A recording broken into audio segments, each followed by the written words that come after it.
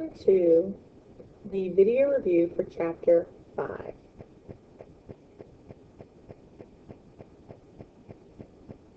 The first question is, what is the difference between static and kinetic friction? When looking at static and kinetic friction is friction in which the objects do not move. Therefore, the friction is strong enough the way there is no movement between the objects. Kinetic friction is when there is friction with the objects, but the objects are in motion. Think about the difference between a ball rolling and it slows down on its own. That would be kinetic friction. The motion of the object over time causes it to slow down. A brick sitting on a table, not moving at all, would be static friction. What is the difference between balanced and unbalanced forces? In balanced forces, the forces acting on an object are equal. Neither one is pushing or pulling an object more or less. Therefore, the object will remain not in motion. An unbalanced force is where an object is pushing or pulling an object more than the opposite direction. In this case, motion will begin.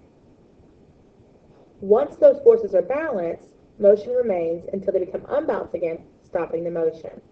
Think of the video we watched with Clowney running into a offensive play on the other team.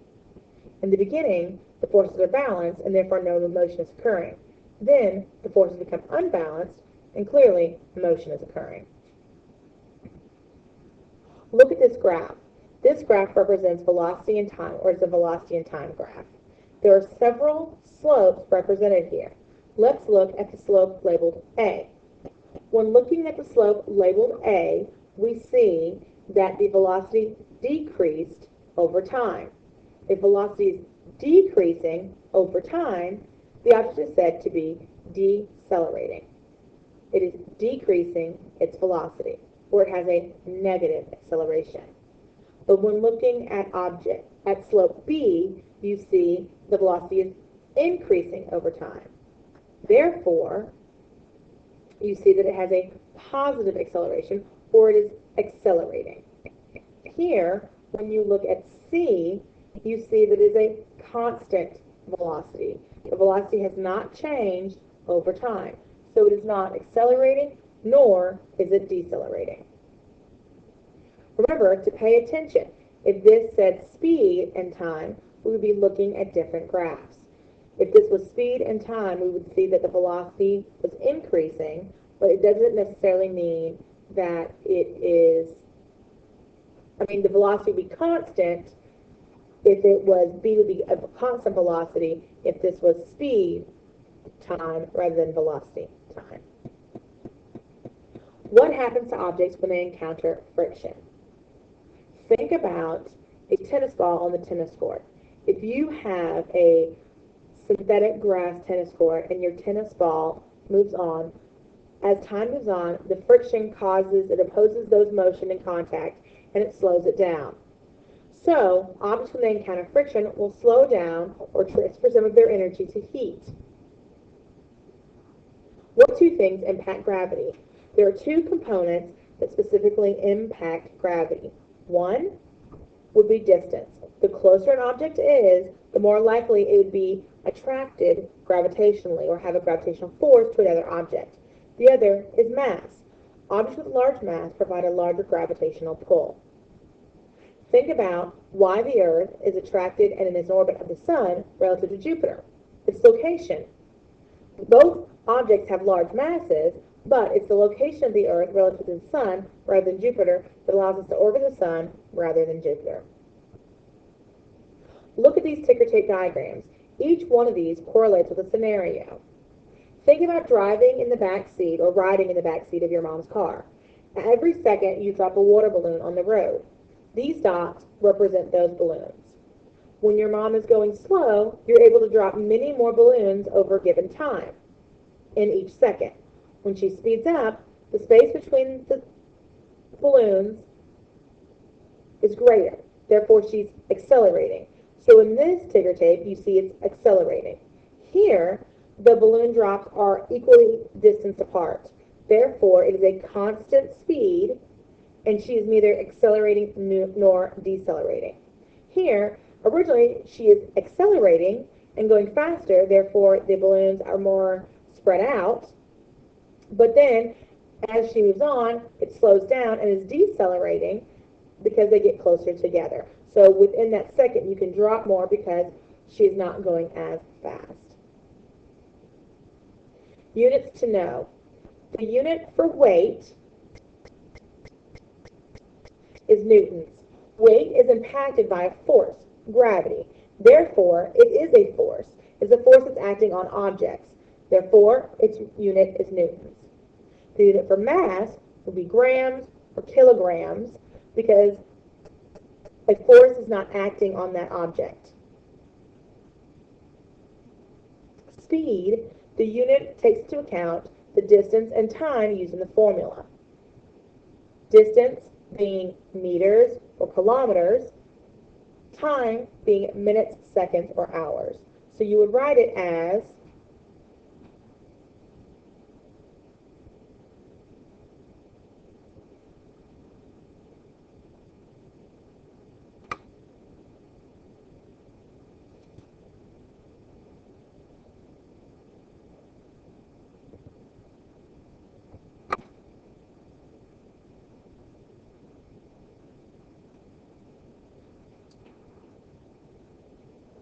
I apologize for that technical difficulty. Let's look at this again. So weight would be in newtons. Mass, grams, or kilograms. Speed, meters per second, kilometers per hour. Force, again, any forces are measured in newtons. Acceleration, when you're looking at acceleration, you're taking velocity, which is right here, which would again be meters per second, but we include a direction.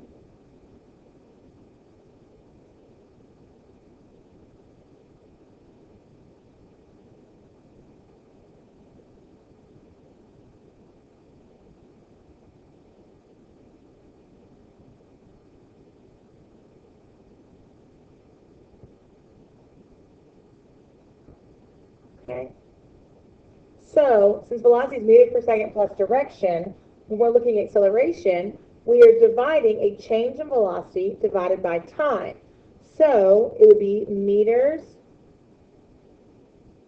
per second per second. You have to represent the velocity and the time. What is a reference point? Think about driving by the road. How do you know you're in motion? You're passing something. You're counting something along the way. Whether it's trees, light posts, the road itself, there's got to be something that you know is not moving to reference that you are moving. You can use objects that are moving, but it's difficult to know what direction you're moving in or your actual motion if you reference an object that is also in motion. What is friction? Friction, by definition, is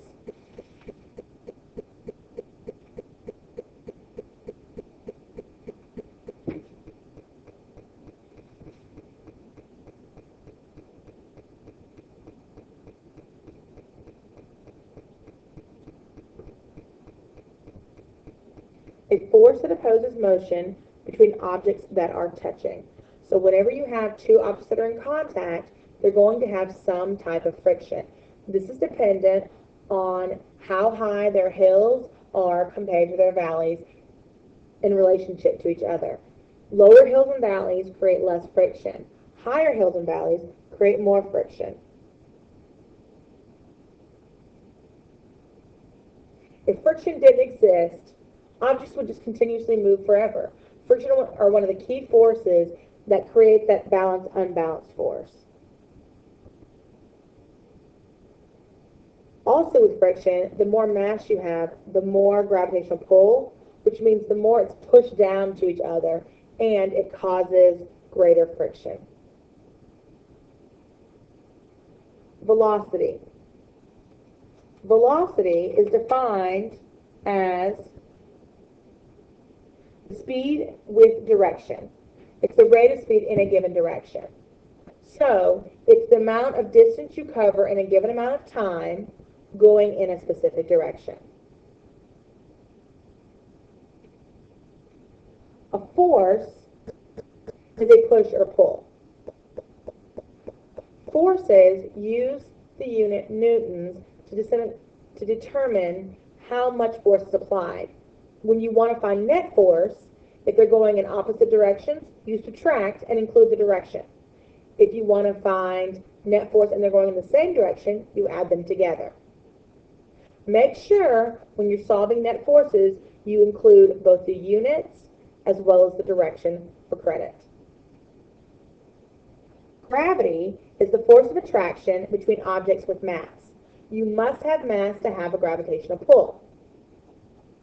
Since all objects have mass, then all objects have a gravitational pull.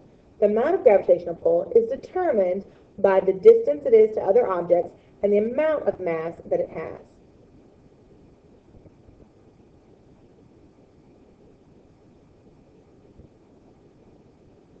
Acceleration is the rate at which velocity changes over time. How long does it take to go from an initial speed to a final speed in a given amount of time? Think about circular acceleration. So acceleration has to do with speeding up, slowing down, or changing direction. So if you're going in a circle around the park, are you accelerating if you're maintaining the same speed? Yes, because when you go in a circle, you're constantly changing direction. So what is the difference between speed and velocity? Speed does not include a direction. Speed is anything in motion, whereas velocity does include a direction. Speed, by definition, is the distance covered in a given amount of time or how fast something moves. Velocity takes it a step forward and includes the specific direction that it is going in. So what is the difference between acceleration and deceleration? Acceleration is when you increase your speed or your velocity. Deceleration is where you decrease your velocity over time. So acceleration would have a positive acceleration, and deceleration would be considered a negative acceleration.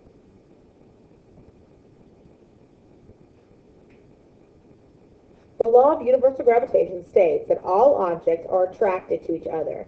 The strength of that attraction is determined by the amount of mass and distance between those objects. The following concepts are for high schoolers only. If you are not in a high school class, you may end the review here. What is the difference between scalars and vectors? Remember, a scalar is a measurement of something, a distance, such as speed, how fast something is going. A vector has a distance as well as a direction. So speed would be a scalar, and velocity would be a vector. Vectors cause displacement. You move from one location to another in a specific direction. Scalars lead to distance. You move from one location to somewhere else, but it's not defined as where that is.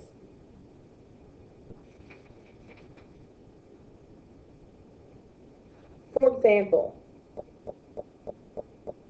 12 centimeters per second left would be a vector, whereas density, 20 grams per milliliter, would be a scalar. One includes a direction, one does not. This concludes the review for Chapter 5. Any further questions can be asked on Ms. Crain's Padlet. Again, appropriate actions should be included. Be sure, if you are in an on-level class, that you are prepared for the test tomorrow as well as high school. A pen or pencil needs to be brought into class as well as a textbook for after the test. Additional materials can be found on Miss Crain's blog for resources.